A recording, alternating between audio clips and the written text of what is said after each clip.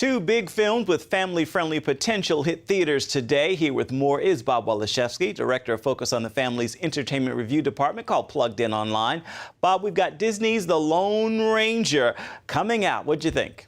Dun, dun, dun, dun, dun, dun. I just got done watching 4 episodes of the original, by the way, that came out in 1949 through 1957 and then kept airing. Really, I think if our viewers are wanting to watch The Lone Ranger, they may want to go back and do like I did and watch some of the originals on Hulu.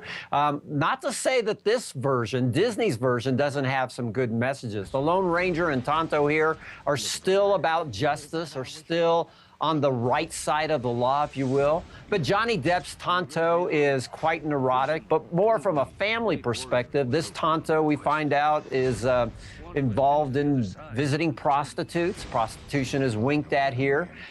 In this film, Christianity is silly and ineffective.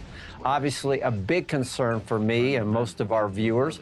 This one, surprisingly, is quite bloody. Needless to say, the movie has some fun moments, some positive themes, mixed bag, but there's quite a bit of reworking, retooling that comes out on the non-family side of the equation. Well, how about Despicable Me 2? Is it as good as the first one? It is. I like this one. A little bit about the film. Gru, if you remember Gru from the first one, he's the individual who wanted to be the supervillain of all supervillains, but ended up having a soft spot in his heart for 3 orphan girls and becomes an adoptive father. Well, he's still about being an adoptive father, so fatherhood is still a major theme in this film. This time around, there's an anonymous bad guy that has the ability to turn people and creatures into evil, blue, monstrous versions of themselves. And he's called up by the Anti-Villain League to see if he can hunt out this bad guy.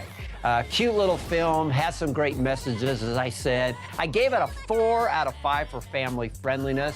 Knocked it down for a little toilet humor, a little lying that has no consequences that I think families will probably want to talk through. Skinny dipping is winked at in this film, as is drinking champagne by one of Gru's minions. But nothing's a deal breaker here. I think this one on this 4th of July weekend might get us out of the hot summer heat and might be worth an air-conditioned theater visit with our kids. All right, good advice. Thank you, Bob.